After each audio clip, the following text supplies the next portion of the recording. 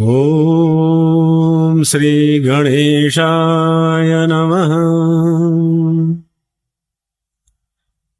यं ब्रह्मा वरुणेन्द्ररुद्रमरुतः स्तुन्वन्ति दिव्यैस्तवैर्वेदैः साङ्गपदक्रमोपनिषदैर्गायन्ति यं सामगाः। ध्यानावस्थिततद्गतेन मनसा पश्यन्ति यं योगिनो यस्यान्तं न विदुः सुरासुरगणा देवाय तस्मै नमः। श्रीमच्चन्दनचर्चितोज्ज्वलवपुः शुक्लाम्बरा मल्लिका मालालङ्कृतकुण्डला प्रविलसन् मुक्तावली शोभिता। सर्वज्ञाननिधानपुस्तकधरा रुद्राक्षमालाधरा वाग्देवी वदनाम्बुजे वसतु मे त्रैलोक्यमाता चिरम्। मूकं करोति वाचालं पङ्गुं लङ्घयते गिरिं यत्कृपातमहं वन्दे परमानन्दमाधवम्। नमो भगवते तस्मै व्यासायामिततेजसे यस्य प्रसादाद् वक्ष्यामि नारायणकथामिमाम्। नारायणं नमस्कृत्य नरं चैव नरोत्तमं देवीं सरस्वतीं व्यासं ततो जयमुदीरये।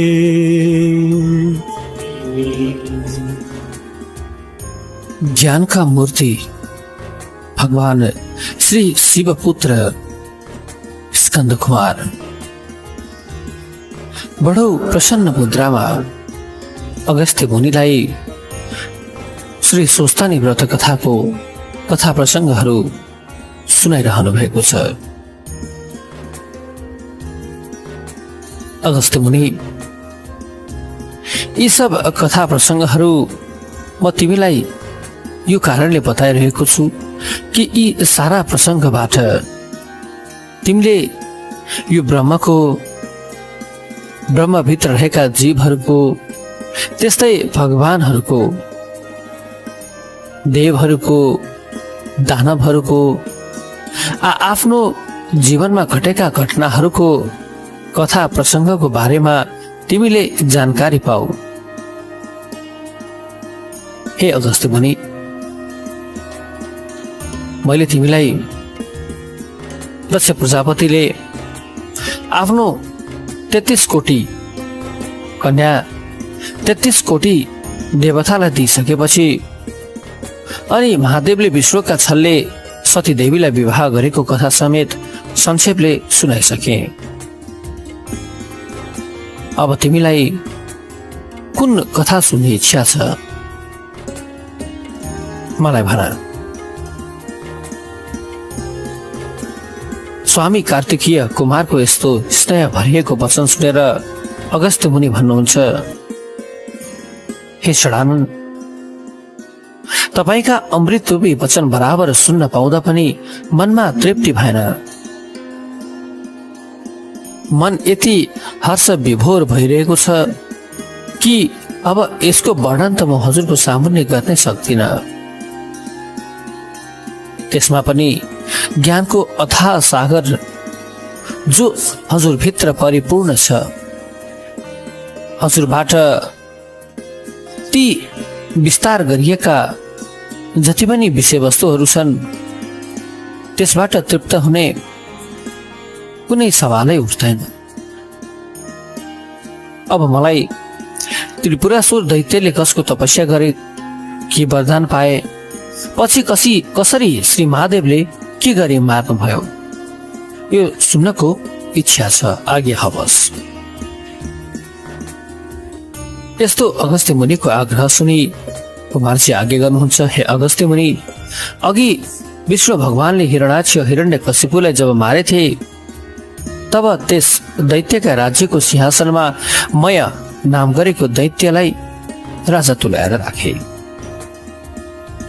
आफूभन्दा पहिलेका बलवान राजाहरू देवताका पेचमा परेर मरे। मलाई त यी देवताले त्यसै बुझ्न भनेर मार्नेछन्। जब मयको मनमा यस्तो पीर उठ्यो तब के गर्ने भनेर तर्क गर्न लाग्यो। अब तपस्या नगरी हुँदैन भन्ने मनले निश्चय गरी ताराकाक्ष विभुत प्रभ भन्ने मन्त्री समेत भएर पुष माघको जाडोमा हिमालय पर्वतमा, ज्येष्ठ वैशाखको गर्मीमा मरुभूमिमा पञ्चाग्नि तापेर, वर्षाकालमा छाप्रो नभएको खाली भूमिमा बसी ठुलो कष्ट गरी 10,000 वर्षसम्म ब्रह्माजीको तपस्या गरे। ती दैत्यका शरीरमा हाड नसा बाहेक केही रहेन, तर तपको प्रभावले मुखको कान्ति भने खुब चम्किलो भएको थियो। तिनीहरूको घोर तपस्याले ब्रह्माजी प्रसन्न भएर प्रत्यक्ष दर्शन दिएर भन्नुभयो, हे दैत्यराज हो, तिमीहरूको तपस्याले म खुसी भए, इच्छा लागेको वर माग। पितामहको यस्तो आज्ञा सुनेर साष्टाङ्ग दण्डवत गरी बुढाले मात्र ठडिएर हात जोडी शिर निहुराई भने, हे ब्रह्माजी, हामी कसैका हातबाट कहिले पनि नमरौं। फेरि हामी महापराक्रमी हौ। आकाशमा कुबेरको जस्तो 3वटा सुन्दर पुर बनाउने छौं, त्यसमा कसैको गमन नहोस्। यस्तो अवदत्त वरदान मागेको सुनेर ब्रह्माजी आज्ञा गर्नुहुन्छ, हे दानव हो, अमर त म पनि छैन। त्यसो हुँदा त्यो वर दिन म असमर्थ छु। त्यसबाहेक अरू मागेको वर म अवश्य दिनेछु। यस्तो पितामहको आज्ञा सुनेर ती दानवहरू भन्दछन्, हे प्रभु, त्यसो भए हाम्रा ती 3 सहर पृथक पृथक रहनेछन्। 10,000 वर्ष बितेपछि एकपटक ती 3 सहर आधा निमेषभर एकै ठाउँमा जोडिनेछन्। ती जोडिएका बेलामा एकै बाणले 3 सहरलाई नाश पार्न सक्ने पुरुषले मात्र हामीलाई मार्न सक्नेछ। यस्तो सुनि तथास्तु, त्यस्तै होस् भनेर वरदान दिएर ब्रह्माजी आफ्नो लोकतर्फ पार्नु। दैत्यहरू पनि आफ्ना घर फर्के। संसारको नाश गर्ने इच्छा लिएर फलाम, चाँदी र सुनको 3 पुर सहर बनाए। ती सहर तलबाट हेर्दा सुमेरु पर्वतका 3 टाकुरा झैं देखिन्थे। सहरका झ्याल, ढोका, बारदलीहरूमा मणि माणिक्य, हीरा, मोती, पन्ना जडेको थियो। चन्द्रमाको किरण पर्दा सहर्ष चन्द्र उदाय जस्तो भान पर्दथ्यो। आँगनमा मुगा, मर्कत, सङ्गमरमर घोटेर बिछ्याइएको हुनाले त्यसमा हिँड्दा हिँड्नेको रूप ऐनामा झैं छर्लङ्ग छर्लकिन्थ्यो। मणिमाणिक्य जोडेका रङ्ग बिरङ्गी झाड फानुस ठाउँ ठाउँमा राखिएका थिए। जब ती बल्दथे वा बाहिरी प्रकाश जब त्यसमा पर्दथ्यो, त्यसबेला सूर्य उदाय जस्तै भान पर्दथ्यो। ख्यालहरूमा लगाएका पर्दाहरूको झालरमा वायुको मन्द स्पर्शले तिनमा उनिएका मोतीको आपसमा टक्कर लाग्दा अधि मधुर ध्वनि उठेर आनन्द दिने अनुपम सौन्दर्य थियो। एकै नासी हार मिलाएर बनेका घरका त्यसका बगैँचाहरूमा 6 ऋतुमा फुल्ने फूलहरू, फलहरू लटरम्म थिए। अनेक जात जातका फलका वृक्षमा मयूर, मोहन, लाल, डाफे आदि पन्छीहरू बास गर्दथे। कोइलीले आफ्नो स्वरद्वारा सधैँ वसन्त ऋतुको आगमन जनाउँदथ्यो। फुलमा भ्रमरागण आनन्दपूर्वक छुटिरहेका थिए। हे अगस्त्य मुनि, संक्षेपमा भन्दा ती 3 इन्द्रको वन भन्दा धेरै राम्रा थिए। वास्तवमै स्वर्ग भन्दा पनि राम्रा थिए ती 3 पुरहरू।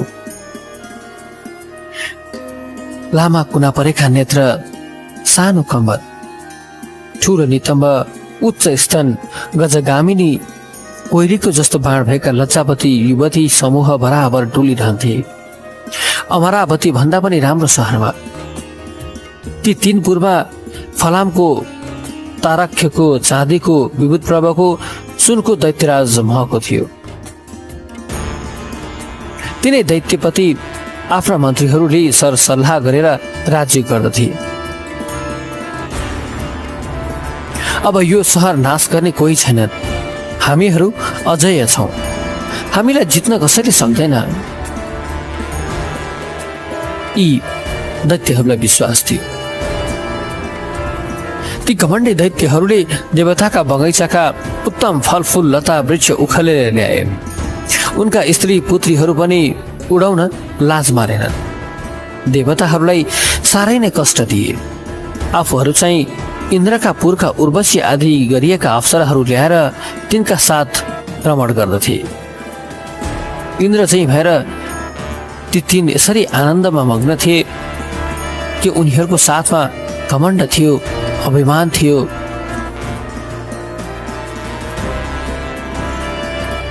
हे अगस्त्य मुनि, देवताहरूले लडाइँ गरे तर केही चलेन। त्रिपुरासुरको नाम सुन्दैमा डराउन लागे। यसरी देवताहरूले धेरै कालसम्म अत्यन्त दुःख पाए। एक दिन देवताहरूले मतो गरी सबै ब्रह्माजीको दरबारमा पुगेर प्रणाम गरी त्रिपुर दैत्यको उत्पात र आफूहरूले पाएको दुःखको बयान गरेर रोए। यसरी दुःखले रोएको सुनेर, हे देवता हो, त्रिपुर दैत्यहरू बलवान छन्, तिमीहरू तिनको नाश गर्न असमर्थ छौ। म भन्छु तिमीहरू तिनीहरूलाई नाश गर्न सक्दैनौ। त्यसकारण हामी अब सबै महादेव कहाँ छौँ। शिवले ती दुष्ट मती दैत्यलाई अवश्य मारिदिनेछन्। यस्तो वचन सुनेर इन्द्र, चन्द्र, कुबेर, वरुण आदि सम्पूर्ण देवतालाई लिएर ब्रह्माजी कैलाश पर्वतमा गए। महादेवलाई प्रणाम गरेर स्तुति गर्न लागे।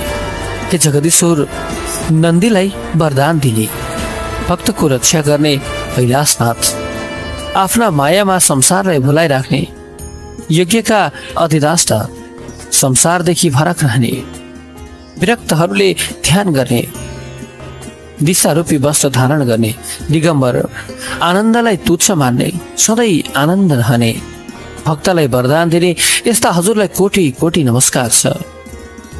सूर्य, चन्द्र आदि देवता सृष्टि गरी जगत चमाउने, फेरि सम्पूर्ण सृष्टिमा आफैमा लय गराउने हे महादेव, हजुरलाई कोटि कोटि नमस्कार छ। मोहिनी देखेर लखट्ने, भस्मासुर देखेर भाग्ने, सूक्ष्ममा सूक्ष्म, स्थूलमा पनि स्थूल, जगतको सृष्टि पालन संहार गर्ने यस्ता हजुरलाई कोटि कोटि नमस्कार छ। भूत प्रेत प्रथम गण साथमा लिएर शमशानमा बस्ने, गणेश र कुमारका पिता, पार्वतीका भर्ता, भक्तजनका हृदयमा भएका अज्ञान नाश गरी ज्ञानको उदय गराउने यस्ता हजुरलाई बारम्बार कोटि कोटि नमस्कार छ।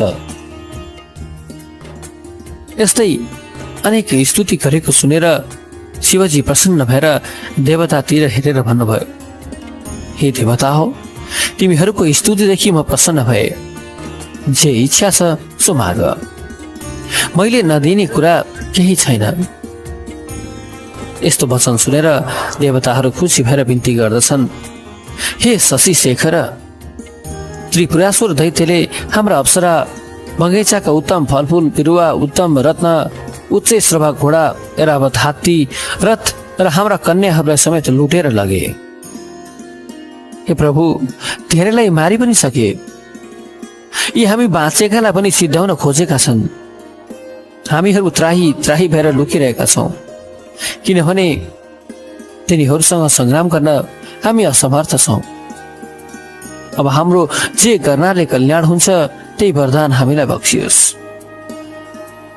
देवताहरूको यस्तो वचन सुनेर महादेव भन्नुहुन्छ, हे देवता हो, उसो भए रुद्र तेजको केही अंश तिमीहरूलाई दिनेछु। रुद्र रूप भएर तिनीहरूको नाश गर।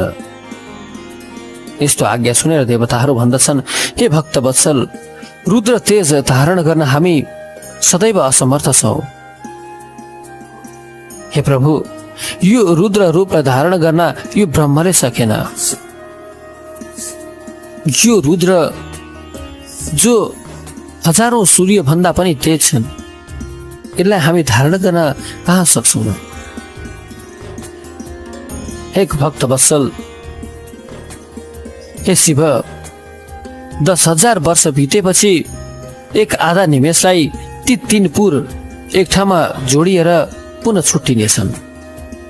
त्यही जोडिएको बेलामा एक बाणले ती 3वटै पुरलाई नाश गर्न सक्ने नै तिनीहरूलाई मार्न समर्थ हुनेछन्। ती 3 पुर छुटिएपछि तिनीहरूको नाश हुने छैन भनी पितामहको वरदान छ। हे प्रभु, हामीहरू त्यो काम गर्न समर्थ छैनौँ। हामी अत्यन्त दुखी भई हजुरको शरणमा आएका छौँ, हाम्रो उद्धार होस्। यस्तो कुरा देवताहरूले भनेको सुनेर शङ्करले आफ्नो मनमा विचार गरेर भन्नुभयो, हे देवता हो, यस्तो अभेद त्रिपुर छ भने त्यससित लड्नलाई योग्य रथ तयार पार। त्यस रथमा बसी एकै बाणले त्रिपुरको नाश गरिदिनेछु। त्यस्तो वचन शिवको सुनेर देवताहरू खुसी भए। विश्वकर्मालाई लगाएर सम्पूर्ण देवताको अवहिवले बनेको रथ तयार पारे। यो रथ यति विशाल अनि भव्य थियो कि यसको वर्णन हे अगस्त्य मुनि जसलाई गर्न मलाई समेत धेरै नै समय लाग्छ। संक्षेपमै भन्छु र सुन। त्यो रथमा दाहिने पाङ्ग्रो सूर्य, देब्रे पाङ्ग्रा चन्द्रमा भए। 12 सूर्य र 27 नक्षत्र पनि पाङ्ग्राको अवयव भए। पाङ्ग्रा अड्याउने धुरा मन्दराचल पर्वतको बनाए।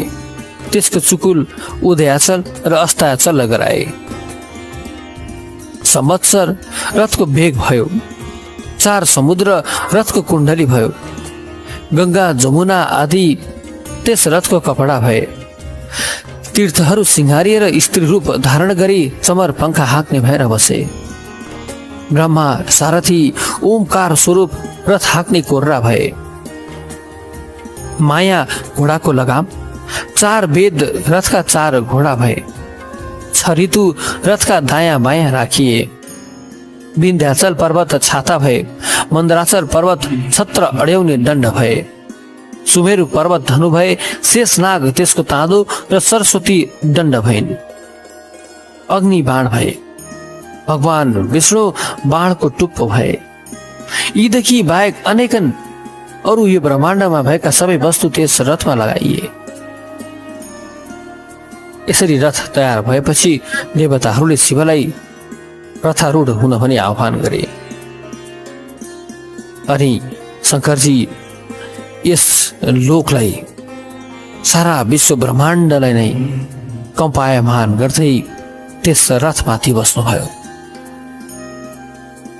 गणनायक शङ्कुकर्ण, गणेश कुमार चण्डेश्वर, गणेश्वर, नन्दी, भिरिङ्गी, रिटी, टुण्डी, भूत, प्रेत, पिचास सबै शस्त्र लिएर युद्ध गर्न रथका अघि पछि शङ्खभेरी मृदङ्ग गोमुखी बजाउँदै महादेवका उप पुष्प वर्षा गर्न थाले। त्यस बेलाको शिव तेज सहन नसकी देवताहरू मोहमा प्राप्त भए। यस्तो देखेर शिवले आफ्नो तेज खिचेर कम गर्नुभयो र देवताहरूको किञ्चिन सहन गर्न सक्नु भए।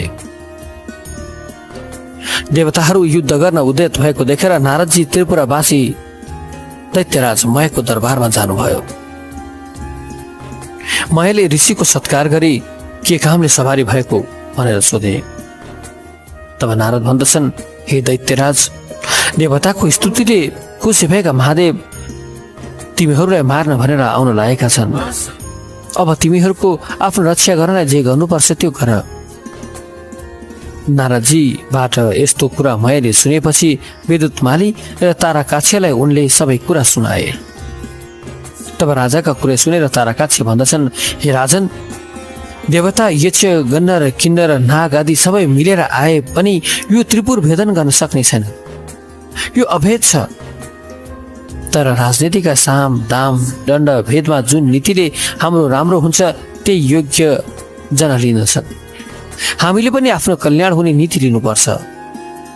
मेरो विचारमा भगुवा निर्बल देवताहरूले हामी यस्ता अजय वीर दानवसित आफ्नो स्वार्थ साधन गर्ने इच्छा लिएर डराउन आउँछन् भने यसलाई दण्ड दिनै पर्छ। यसमा चिन्ता लिने कुनै कुरै छैन। यति भनेको सुनेर विद्युत थुमाली भन्दछ, हे राजन, ताराकाक्षीले भनेको कुरा ठिक हो। बलहीन देवता सगरामा टेक्न सक्दैनन्। आफ्नो बलको विचारै नगरी लड्न आए भने तिनीहरू पक्का पनि मासिनेछन्। लड्न कसैले आउँछन् भने लडौँ। सारा देवताहरूलाई जितेर अघिका दैत्यराज हिरण्याक्ष हिरण्यकशिपुको पदमा पुगेर स्वर्ग मर्त्य पाताल तिनै लोकको राज्य गरौँला। 14 भुवनको अधिपति भएर हजुरले राज गर्नुहुनेछ। आफ्ना साथी मन्त्रीहरूले यी कुरा गरेको सुनेर दैत्यराज महेले भन्दछन्, हे दैत्य हो, तिमीहरूले भनेको कुरा ठिक हो। देवताहरूभन्दा हामी बहुतै बलवान छौँ। देवताको जोर हामीसँग चल्दैन। तर अहिले देवता मात्र छैनन्। सृष्टि स्थिति प्रलयकर्ता महादेव स्वयं रथ लिएर आउन लागेका छन्। यसबेला पुरुषार्थले काम दिँदैन। मेरो विचार मात्र बलवान शत्रु भएका हुनाले मिलाप गर्नु नै उचित छ। हामीहरूले लडाईँ गर्न अघि सर्नु पक्कै उचित होइन। हामी सबै महादेवजीको शरणमा परौँ। महादेवसँग मूड भएर लडाईँ गर्न लाग्यो भने अवश्य क्षयमा प्राप्त हुनेछौँ। किनभने ब्रह्मादि देवता पनि जसको शरणमा जान्छन् त्यस्ता महादेवसँग लडाईँ गर्न यो मृत्युलाई निम्ता दिनु जस्तो मात्रै हो। जब मयले यस प्रकारका कुराहरू व्यक्त गरे तब मयको कुरा सुनेर नारदजी भन्नुहुन्छ, हे राजन, तिमीले भनेको बहुत ठिक हो। तर तिमीले आफ्नो तपस्याको फल भोग गरिसक्यौ। अब तिम्रो पुण्य सकियो। सुरवीरदेखि महादेव प्रसन्न हुन्छन्। काहिरदेखि महादेव कहिले प्रसन्न हुँदैनन्।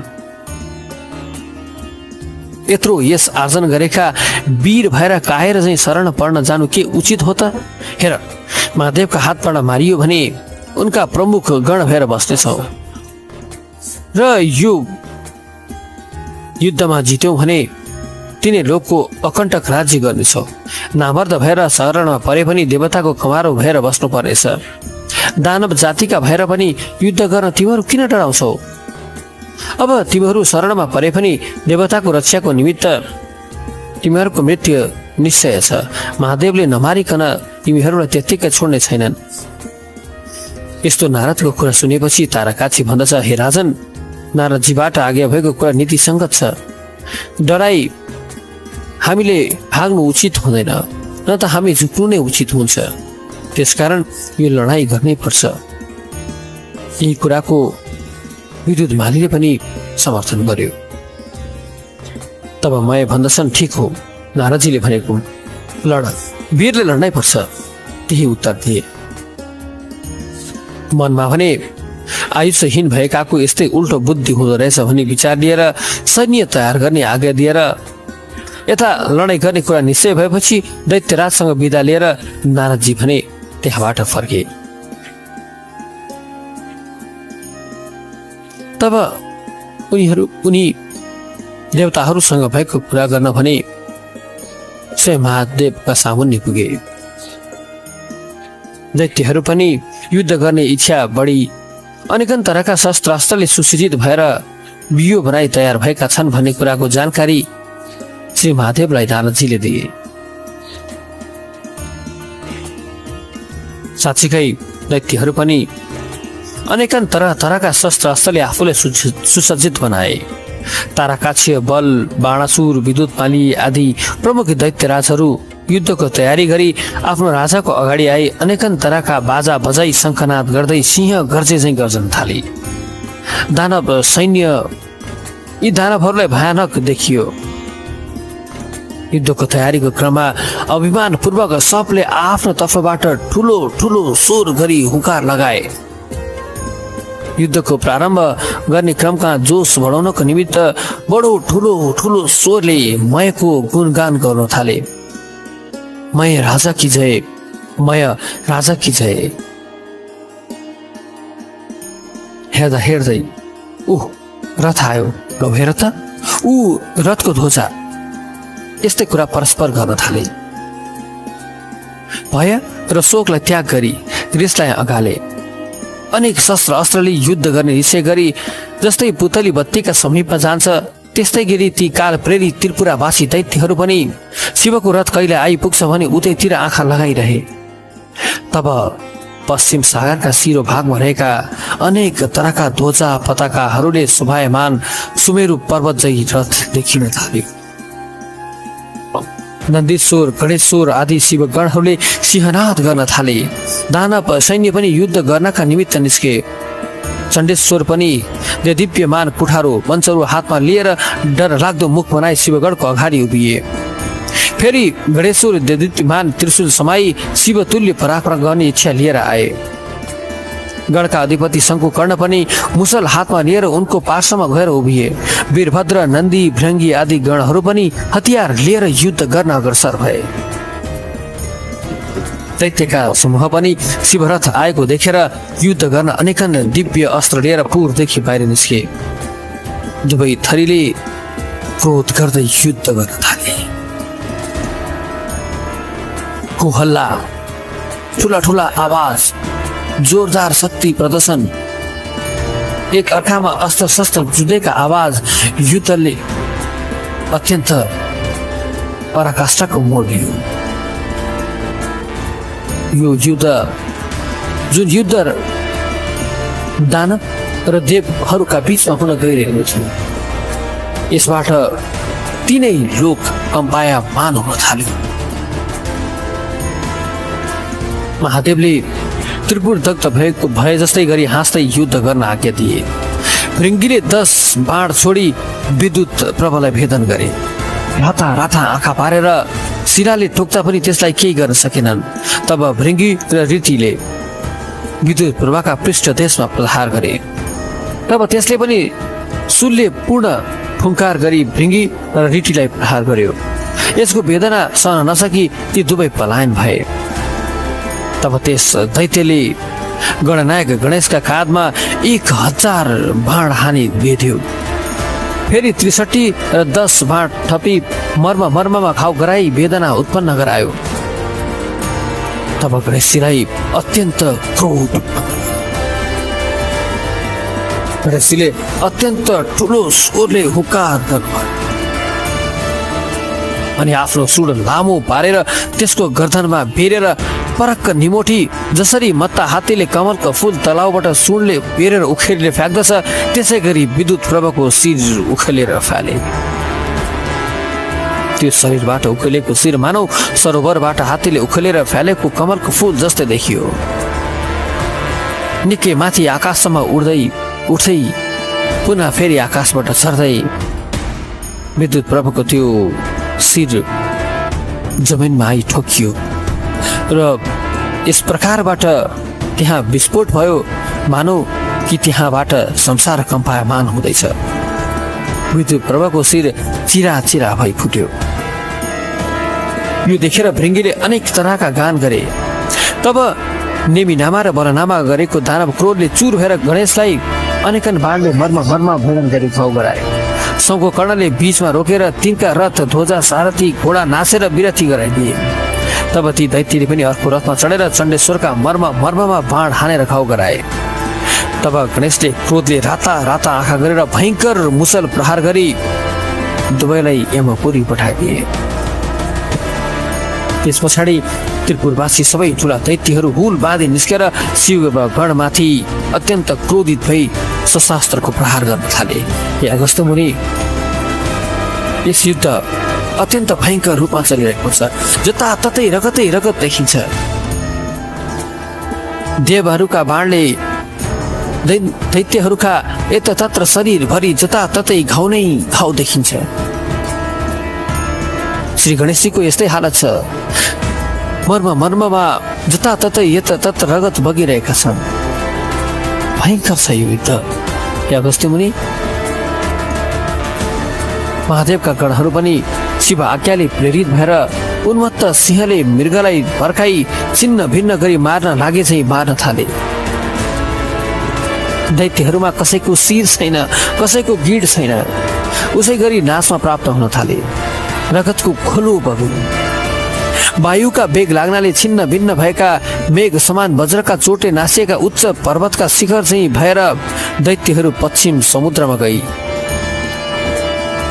आफ्नो शरीर त्याग गर्न थाले।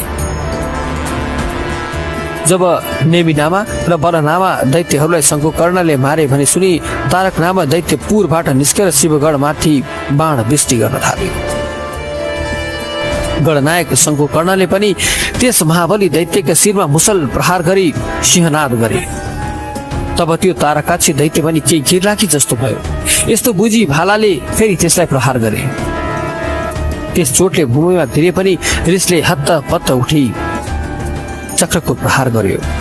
तब शङ्कुकर्णले पनि मुड्कीले साह्रै ठुलो वेदना हुने गरी बलले प्रहार गरे। मुड्की खाएपछि त्यसको वेदना सहन नसकी भूमिमा पछारियो र हातमा लिएको श्रेष्ठ आयुधलाई त्यागी मृत्युमा प्राप्त भयो। हे अगस्त्य मुनि, यस प्रकार तारकासुर, तिनका गणहरू र श्री महादेव यी बीचमा भयङ्कर युद्ध चल्यो। यो युद्धबाट तिनै लोक अत्यन्त कम्पायमान भएको थियो। यतत्र सारा जगतमा हो हल्ला छाइएको थियो। सबै डराइरहेका थिए, कामिरहेका थिए। युद्ध भूमिमा भने यतत्र जताततै रगतको खोलो बगिरहेको थियो। युद्ध भूमिमा कसैको गिड थिएन, कसैको शिर थिएन, कसैका शिर फुटेका थिए, कसैका हात काटिएका थिए, कसैका खुट्टा काटिएका थिए। यस प्रकारको यो युद्ध चलिरहेको थियो। हे अगस्त्य मुनि, यो युद्ध जसको कथा म तिमीलाई अगाडिको अध्यायमा सुनेको छु, यति भनी श्री कुमारजीले युद्धको अहिलेको प्रसङ्गलाई यही समाप्त गर्नुभयो। यति श्री स्कन्द पुराणे केदारखण्डे माघ महात्म्ये कुमार अगस्त्य संवादे श्री स्वस्तानी परमेश्वर व्रत कथा नाम श्री त्रिपुर दहन वर्णम नाम पञ्चम अध्याय। तत्रैव गंगा यमुना च तत्र गोदावरी सिन्धु सरस्वती च सर्वाणि तीर्थानि वसन्ति तत्र यत्राचितोदार कथा प्रसङ्गः। कायेन वाचा मनसेन्द्रियैर्वा बुद्ध्यात्मना वानुसृतिः स्वभावात् करोमि यद्यत् सकलं परस्मै नारायणायेति समर्पयेतत्।